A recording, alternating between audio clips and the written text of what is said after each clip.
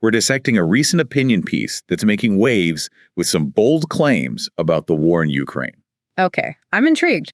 Already sounds like we're going to challenge some assumptions today. Absolutely. And maybe even shift perspectives. So let's jump right in. This piece dives into a really provocative idea that President Trump, despite all the controversy surrounding him, might actually be the one to end the war in Ukraine. Okay, that's a bold claim right off the bat. It is, and the author really digs into why this is causing such a stir. Yeah. Especially among Western leaders who've been so invested in supporting Ukraine. Yeah, I can see how that would ruffle some feathers. Yeah. Like they're uncomfortable with this potential disruption. Exactly. It's like everyone's playing their part in this big geopolitical theater production. Aha. I like that analogy.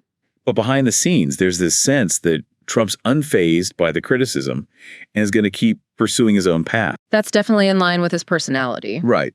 And the author argues that Trump's actions actually come from a deep understanding of what they see as the West's failed strategy in Ukraine. So they're saying he's not just acting impulsively, he actually has a calculated approach. That's what they're suggesting. They say he wants to end the conflict quickly, even if it means using tactics that align with Russian talking points. Wow. That's a controversial approach for sure. It is. And to illustrate this point, the author brings up that Fiery Truth Social post where Trump directly criticizes Zelensky's handling of the conflict. Oh, yeah, that one caused a storm online. It did. Some fact checkers are pushing back against Trump's claims, while others are finding themselves agreeing with his assessment. It really shows how polarizing this whole issue is. For sure. And the author even goes so far as to say that only someone with Trump's personality could actually break the deadlock and end the war. So they're saying his often criticized traits are actually the key here. Exactly. They point to Europe's struggles to achieve peace as evidence that a more decisive approach might be needed. That's interesting. It is. And they even bring up a recent Trump press conference where he said that Ukraine should have negotiated a peace deal much earlier. I remember that. Some people found his words insensitive. Right, but the author argues that he was pointing out missed opportunities for peace early on in the conflict. So it's all about interpretation and context. Exactly. And the author also emphasizes Trump's focus on corruption in Ukraine. He's expressed concerns that Western aid might have been misappropriated. That's a serious accusation. It is. And it adds another layer of complexity to this whole situation. Now, speaking of complexity, the author also talks about the evolving portrayal of Zelensky. Oh, yeah, I remember at the beginning of the war, he was hailed as a hero. Right.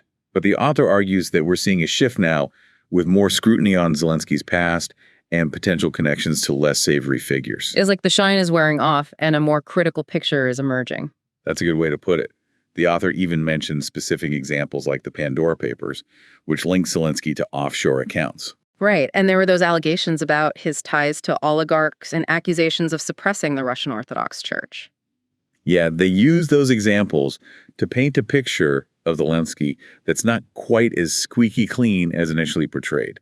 So we're seeing this kind of double narrative shift, one with Trump potentially being the unexpected peacemaker and the other with Zelensky's image becoming more complicated. Exactly. And to make it even more provocative, the author suggests that some Western politicians, especially those tied to the military-industrial complex, might actually be profiting from this war. Hold on, are they implying that some people are prioritizing their own financial interests over peace? That's what the author is suggesting. And they say these individuals are afraid of the uncomfortable truths that Trump's actions might expose. Wow. So we've established that this opinion piece paints a pretty unconventional picture of the conflict in Ukraine, with President Trump potentially at the center of it all. But how does all of this impact the bigger picture of international relations? That's the key question. The author argues that Trump's actions are challenging the established world order, the way the West has been handling the conflict. So it's not just about Ukraine, it's about a potential power shift globally. Exactly. It's like a ripple effect. Trump's willingness to break from the norm is sending shockwaves through the international community. Some might see it as disruptive, while others might see it as necessary change. Right. It really depends on your perspective. So how are other world leaders reacting to this unexpected turn of events? Well, the author points out that many Western leaders are publicly condemning Trump's actions, but there's also this hesitation or reluctance to directly confront him. Maybe they recognize the power and influence he still holds? That's probably a factor. They're trying to walk this tightrope between maintaining their credibility and avoiding escalating tensions with the U.S. It's a delicate balancing act, for sure. This whole situation is making me rethink my own assumptions about global leadership. Is the U.S. still the undisputed leader of the free world? Or are we witnessing a power shift? That's a question that'll be debated for years to come. Trump's presidency has definitely challenged traditional notions of American exceptionalism and global leadership. His America First agenda and his willingness to go against international consensus have created uncertainty among America's allies. Absolutely. And the situation in Ukraine is just one piece of this larger geopolitical puzzle. It seems like there's a broader shift in the balance of power happening with the rise of China and Russia challenging the West. You're right. The conflict in Ukraine is a flashpoint in this larger struggle for power and influence. Wow, this is really eye-opening. It's like peeling back the layers of an onion, with each layer revealing more intrigue and uncertainty. And just when you think you've reached the core, there's another layer beneath it. It's an endless process of discovery. But amidst all this political maneuvering, it's easy to forget about the human cost of this conflict. The author mentions millions of people dying. How can we even process that? You're absolutely right. We can't lose sight of the human tragedy unfolding in Ukraine. Millions have been affected, families torn apart, and communities devastated. It's truly heartbreaking. And the author's suggestion that some in the West might be profiting from this conflict adds another layer of moral complexity. It does. It forces us to confront the uncomfortable reality that there are often hidden agendas at play, and peace isn't always the top priority for everyone. It makes you wonder if there's any hope for a peaceful resolution at all. The author seems to believe that President Trump, despite his controversial methods, might be the key, but only time will tell if that's true. It's like we're watching a high-stakes drama unfold in real time with no idea what the ending will be. A great analogy. And it reminds us that even with all the information available, there's still so much uncertainty and unpredictability in the world. It can feel overwhelming trying to make sense of all these complex issues and competing narratives. I understand. It's important to acknowledge the emotional weight of these discussions. The situation in Ukraine is incredibly complex, and it's natural to feel a range of emotions. But isn't that the point of these deep dives? Yeah. To challenge ourselves to think critically and grapple with these complexities, even if it gets uncomfortable. Exactly. We're not here to provide easy answers. Our goal is to encourage you to question, analyze, and engage in meaningful conversations about these important issues. I appreciate that.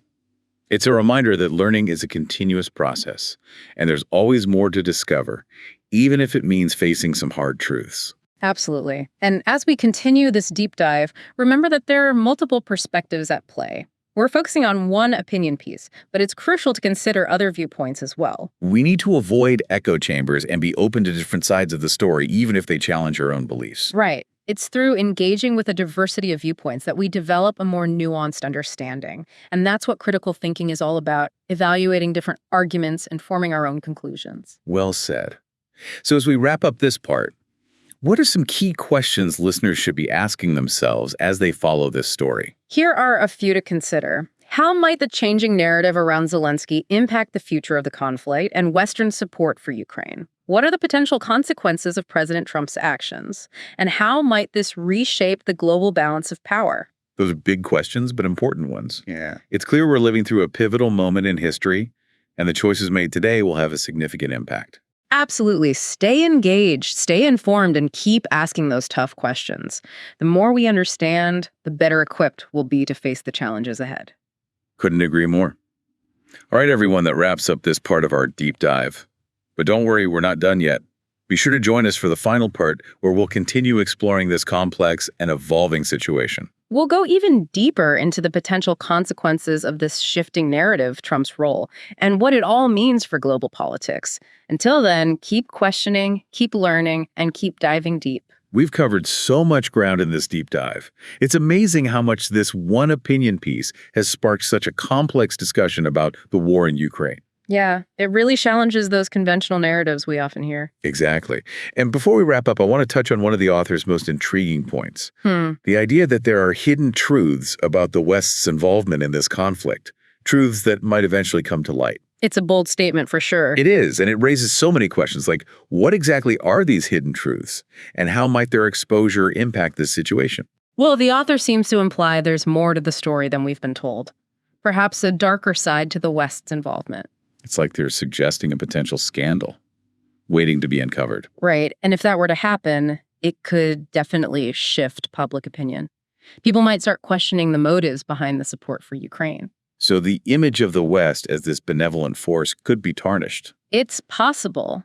And that could have a ripple effect on everything from military aid to diplomatic efforts. It makes you wonder if we're only seeing part of the picture, like there's this whole other side to the story that's been kept hidden. It's a good reminder that perception is often just as important as reality.